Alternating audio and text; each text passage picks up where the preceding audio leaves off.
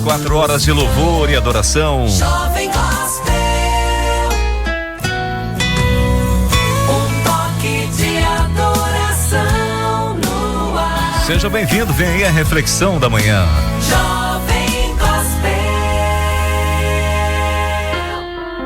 Hoje nós vamos falar da palavra do Senhor e a nossa leitura de hoje está no livro de Miqueias, né? Vamos falar sobre justiça, né? Nós estamos vivendo num mundo tão egoísta, né? Um mundo tão complicado de se relacionar com as pessoas, todo mundo querendo se dar bem e não se preocupa em praticar a justiça, né? De conhecer a vontade de Deus para a sua vida. Portanto, a nossa leitura de hoje vai nos ajudar na nossa caminhada e nos ajudar a entender mais sobre o que é justiça, né? Qual é a religião que Deus aprova, o que Deus aprova nos seus servos, nos seus escolhidos, as pessoas que dedicaram as suas vidas a Ele, as pessoas que decidiram andar com Ele. Se você decidiu andar com Jesus, você tem buscado fazer a vontade do Senhor? Você tem decidido buscar fazer justiça? Vamos entender mais sobre isso em Miqueias capítulo 6, versículos 6 a 8. Com quem eu poderia comparecer diante do Senhor e curvar-me perante o Deus exaltado? Deveria oferecer holocaustos de bezerros de um ano? Ficaria o Senhor satisfeito com milhares de carneiros, com 10.000 ribeiros de azeite? Devo oferecer o meu filho mais velho por causa da minha transgressão, o fruto do meu corpo por causa do pecado que eu cometi? Ele mostrou a você, ó homem, o que é bom e o que o Senhor exige. Pratique a justiça, ame a fidelidade e ande humildemente com seu Deus. Pois é, e a gente volta um pouquinho, Eliana, e fala sobre aquele versículo que nós falamos aqui agora há pouco, né? O versículo de destaque da lição, que é Tiago 1:27. Se você tiver disponível aí para falar para nós, né? Pra gente recordar um pouquinho dessa palavra, Tiago 1, né? Capítulo 1, o versículo 27.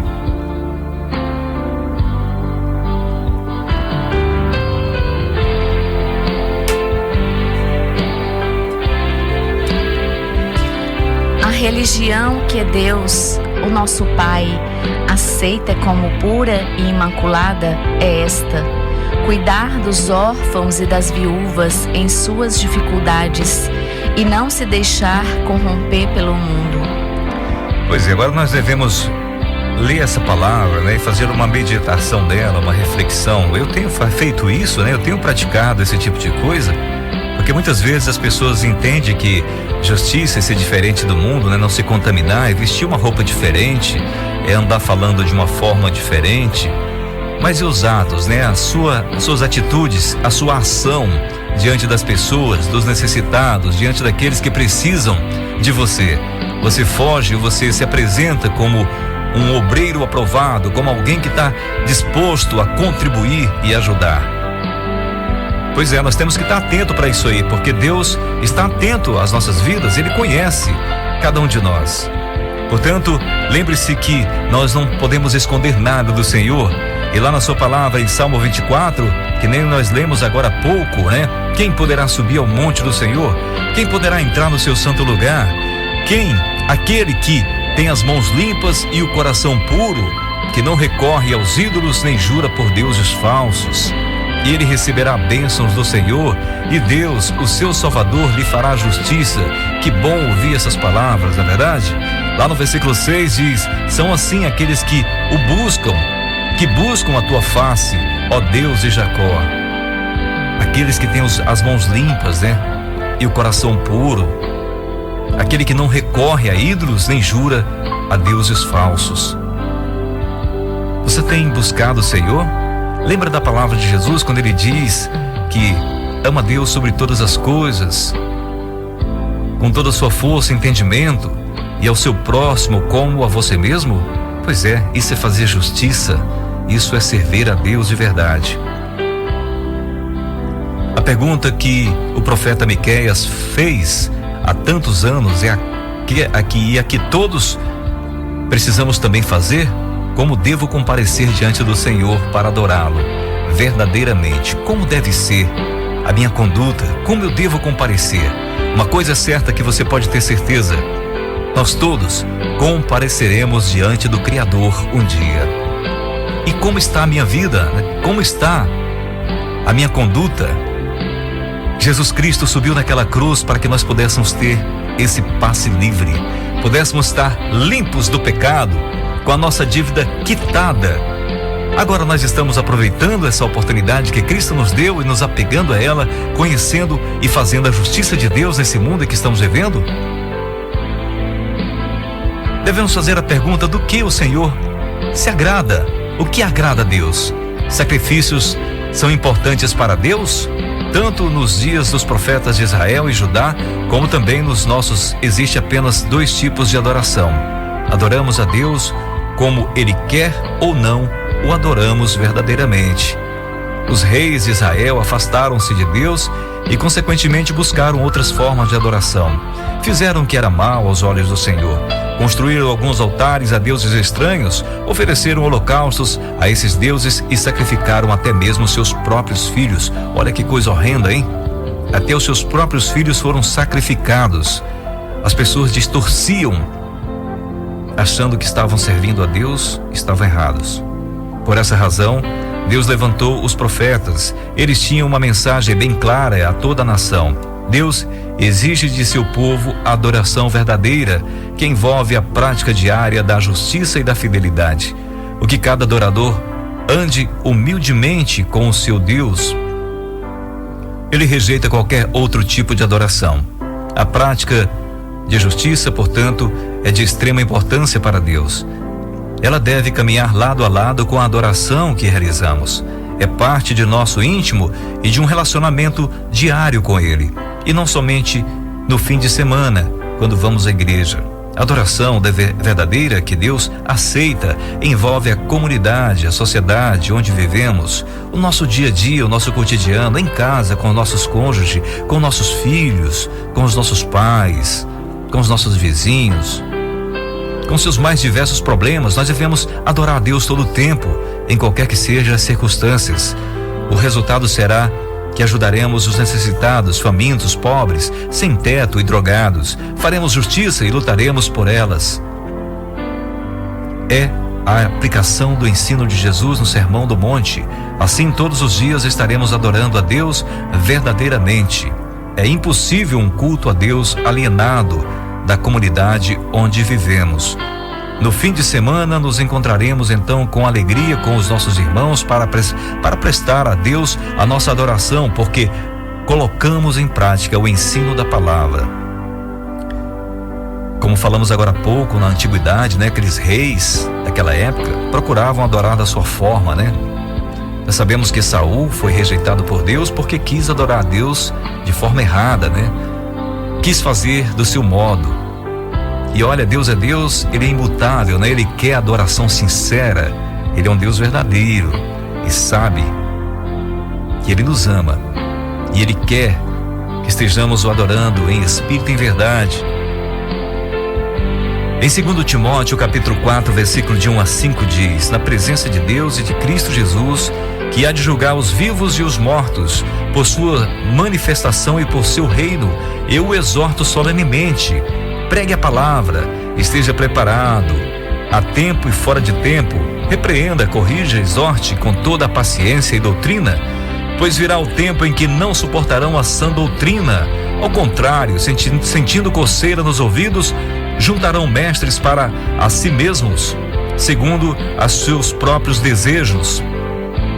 Eles se recusarão a dar ouvidos à verdadeira a verdade, voltando-se para os mitos. Você, porém, seja moderado em tudo, suporte os sofrimentos, faça a obra de um evangelista, cumpra plenamente o seu ministério. Palavras do apóstolo Paulo para Timóteo.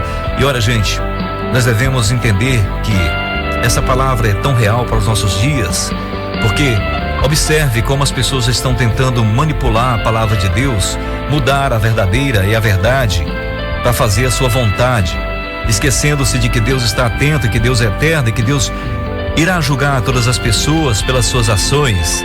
Portanto, leia a Bíblia, conheça da vontade de Deus, porque muitos não vai demorar muito, né? Porque estamos observando que o tempo está passando e as pessoas estão manipulando a palavra de Deus, estão criando colocando palavras diferentes do que Deus colocou ali para nós, do que Deus nos instruiu. Estão distorcendo a palavra de Deus nesses tempos que estamos vivendo. E o futuro que nos espera não é diferente. Cada vez mais as pessoas são egoístas e querem satisfazer as suas vontades e esquecer o que Deus aprova.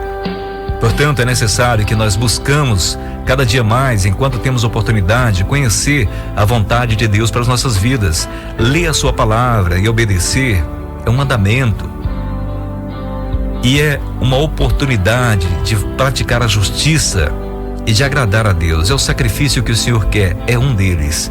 Leia a sua palavra, obedecer a Ele, fazer a sua vontade, ajudar os necessitados, procurar amar o nosso próximo como a nós mesmos, colocar Deus em primeiro lugar em nossas vidas.